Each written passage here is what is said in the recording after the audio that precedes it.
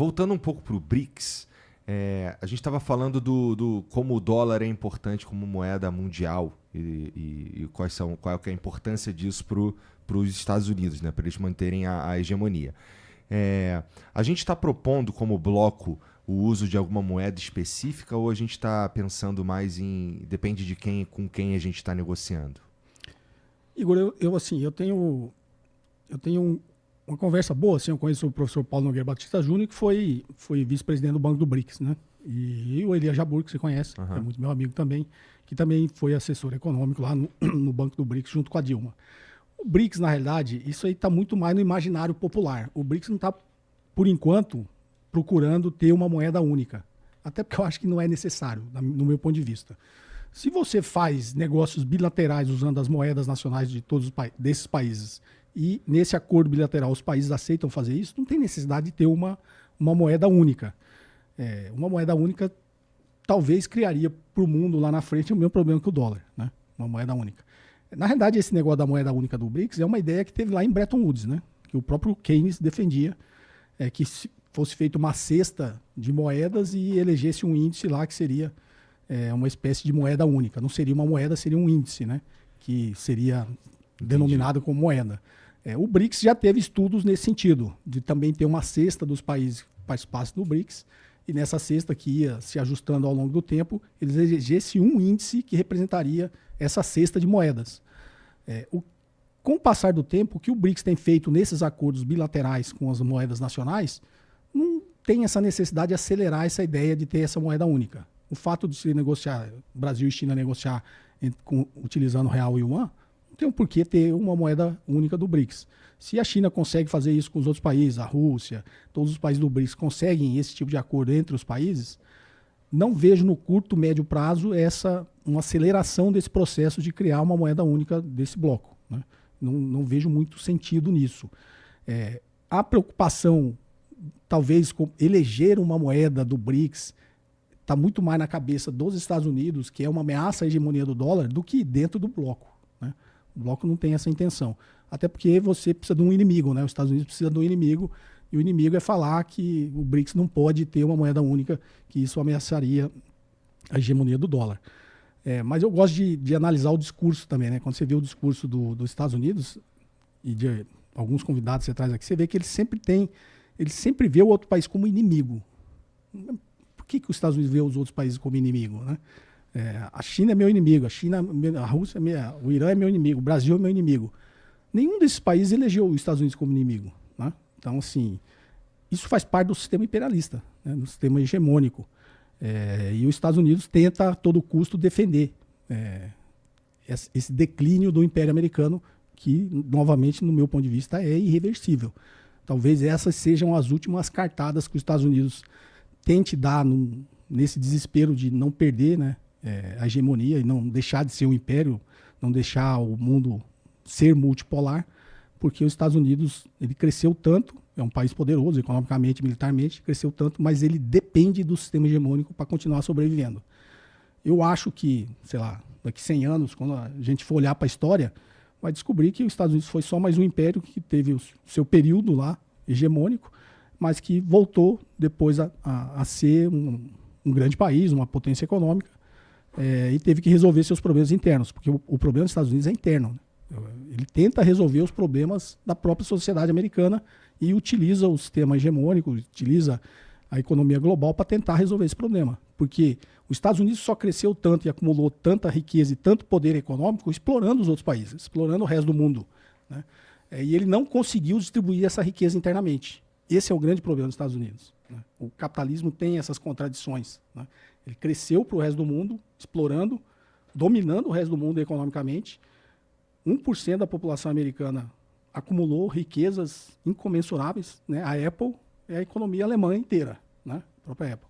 Vários bilionários lá têm um patrimônio maior que muitos países. Quando você pega todos os países que compõem a ONU, tem muitos bilionários americanos que ele sozinho é o tamanho dos países. Porque essa riqueza não foi redistribuída, né? Então, os Estados Unidos tem como ser uma grande economia, uma economia próspera, desde que ele consiga distribuir a riqueza internamente.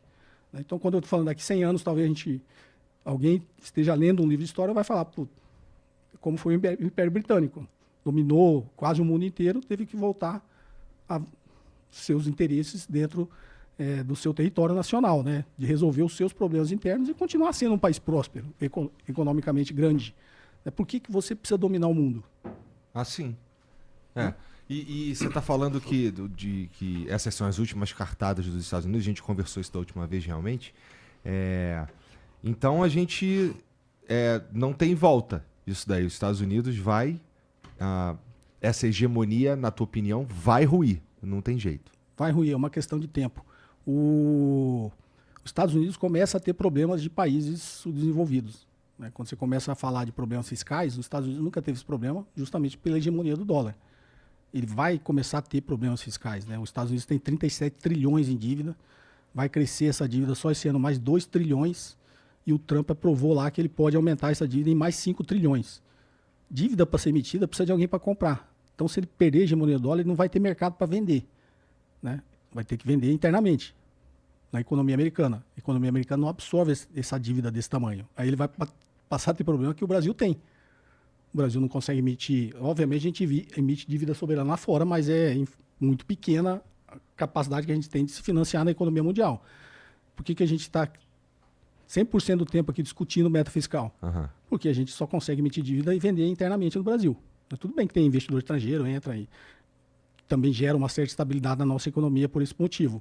Mas é um problema que todos os países têm. E os Estados Unidos vai passar a ter esse problema quando ele perder a hegemonia do dólar.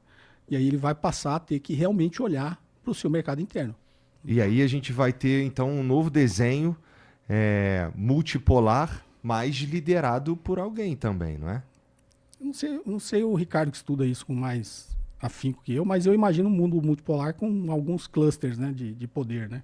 Um girando em torno da China, do BRICS, outro girando em torno dos Estados Unidos, que ele vai manter uma influência ainda em vários países do mundo. Não sei, talvez um mais ali pro lado da Rússia.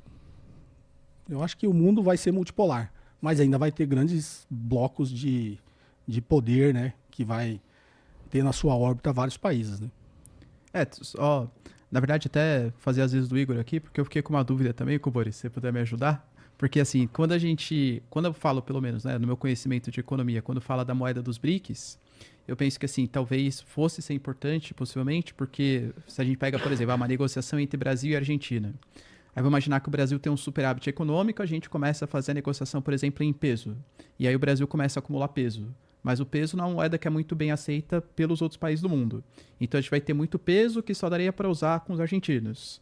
Se a gente tivesse essa moeda comum dos BRICS, que teria uma grande aceitação internacional, não faria mais sentido do que fazer negociações com moedas locais? Não, com certeza. Por isso que eu falei. No atual estágio de recomodação da geopolítica mundial, o BRICS não tem esse interesse em acelerar esse processo, né? Enquanto ele conseguir fazer os negócios bilaterais, ele ainda é um passo a ser dado. Até por interesse de não desafiar tanto os Estados Unidos. O BRICS, na verdade, desacelerou isso também. É meio que como para não chamar muita atenção. Uhum. Né? Não vou chamar muita atenção, porque quando eu falar que quero e vou criar, aí ele atrai toda a atenção e tudo isso que está acontecendo pode se intensificar.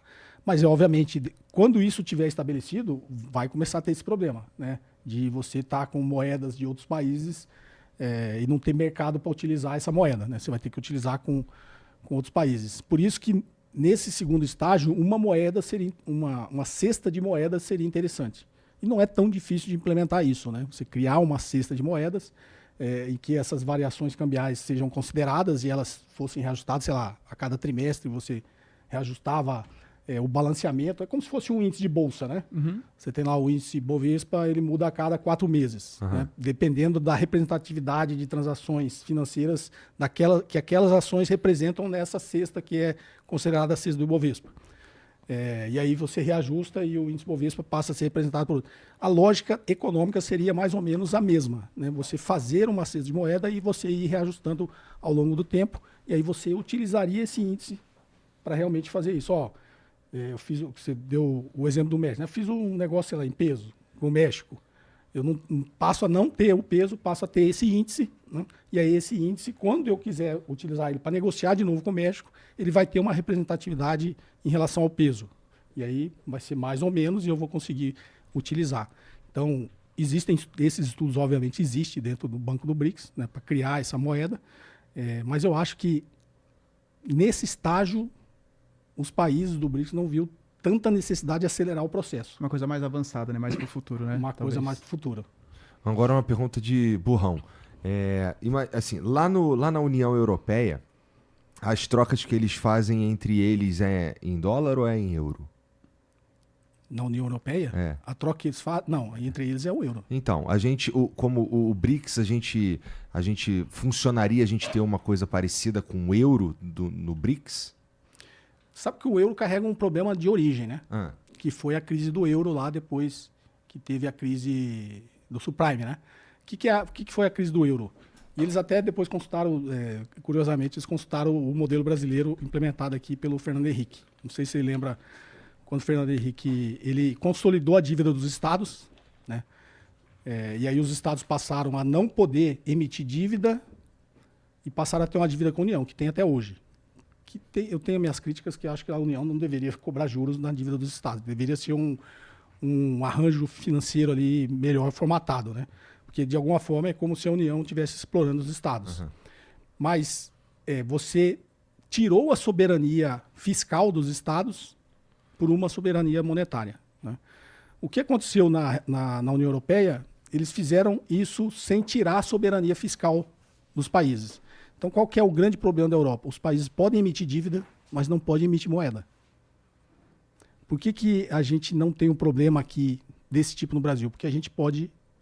Os estados, os entes federados não podem emitir dívida, quem pode emitir dívida é só a União, e a União emite moeda. Então é o que a gente chama de livre de risco, né? Os títulos do Tesouro Brasileiro, do Tesouro Nacional, são títulos livres de risco. Pela lógica simples de que, é a mesma coisa, se você poder emitir dívida e você tiver uma impressora de dinheiro no seu quarto, concorda que você nunca vai ficar inadimplente? Obviamente no limite tem o que eles chamam de calote via inflação, né? Eu vou te pagar, mas o dinheiro vai valer menos, né? No limite, se eu ficar imprimindo dinheiro demais, é isso que acontece.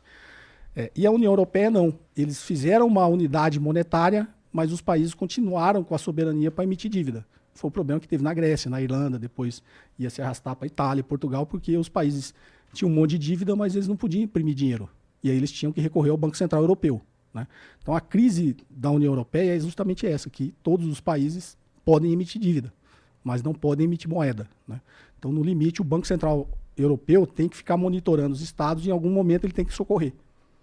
Que é, globalmente, o que o FMI fez, principalmente depois do acordo de Bretton Woods, que é o consenso de Washington. A cartilha do FMI era justamente isso, né?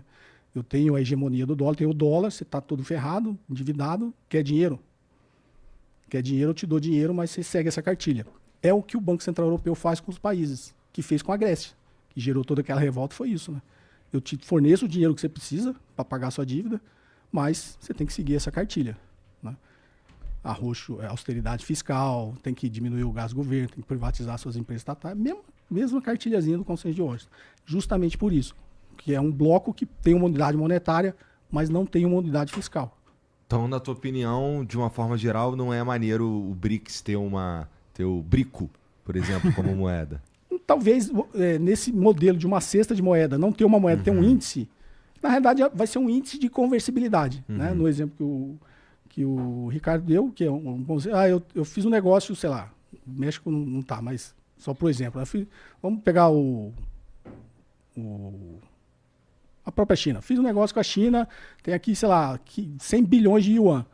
Putz, mas eu preciso comprar agora, no ano que vem, só 50 bilhões de yuan. O que eu vou fazer com os outros 50 bilhões de yuan? Se, sei lá, o Irã não aceita, a Rússia não aceita o yuan, digamos, né? Esse índice seria, nessa cesta de moeda, um índice de conversibilidade. Esses 50 bilhões de yuan convertido nesse índice, depois, sei lá, convertido na moeda da Rússia, vale 40 bilhões. Entendeu? Esse índice seria um índice de conversibilidade. A lógica econômica seria essa, né? E aí os países não precisariam ter essa unidade fiscal também, como foi na União Europeia. Você não teria uma moeda e um banco central emitindo essa moeda única, entendeu? O Banco do BRICS, na realidade, seria o banco que calcularia esse índice. Obviamente, num acordo com todos os países, e seria definido o peso de cada moeda nessa cesta, podendo, sei lá, ser reajustado a cada 3 meses, né? Se rebalanceado o peso das moedas a depender de índices econômicos ali a cada 3 meses, e esse índice seria utilizado como índice de conversibilidade. Então não seria uma moeda, alguém emitindo uma moeda. Seria só um índice para que a gente convertesse as nossas moedas quando a gente fizesse negócios. Entendi. Na minha cabeça também não faz muito sentido, não. Porque, no caso, por exemplo, da União Europeia, eles até podem alegar que são países vizinhos, então facilita a questão do turismo, das trocas comerciais, né? Então, tem pontos positivos, claro, mas tem um ponto muito negativo que é você tirar toda a autonomia fiscal que os países têm, justamente de fazer impressão de papel moeda, de definir, por exemplo, políticas monetárias. Aí imagina, por exemplo, a gente cria essa moeda comum dos BRICS, que tem o Banco Central dos BRICS, ou o NDB, que vai ser responsável por essa moeda comum. Ela vai ser mais adequada, por exemplo, à realidade, por exemplo, da China, que é uma exportadora de tecnologia, ou vai ser uma moeda mais adequada à realidade do Brasil, que é um exportador mais de commodities, ou da África do Sul, ou da Rússia, entende? São países com realidades econômicas muito diferentes. Isso já gera problemas para a União Europeia, que é muito mais homogêneo do que os BRICS, por exemplo. Você pega países, por exemplo, como a Grécia, que dependem de turismo, exportação de uva, azeitona. Ter o euro como moeda supervalorizada dificulta a exportação dos produtos. Para a Alemanha, por exemplo, que é uma nação muito mais importadora ou que exporta produtos de maior valor agregado, faz sentido ter o euro mais valorizado. Para países talvez como Espanha, Grécia, a Portugal, por exemplo, faz menos sentido. Mesma questão dos BRICS. Então, por mais que pudesse trazer algum tipo de benefício no sentido de aumentar as trocas comerciais, não acho que impactaria tanto no turismo, como impacta na União Europeia, e teria o problema de perder a autonomia fiscal, que é uma coisa importante para os países. Entendi. E você que tá assistindo esse vídeo aqui no Talk Flow, dá pra você virar membro, cara, do Flow agora. É um botãozinho do lado do botão de se inscrever. A gente faz um programa semanal só pros membros. Olha! Então fique esperto aí. Se quiser virar membro, tá bem aqui do lado, é mó merreca, custa menos de R$8, irmão.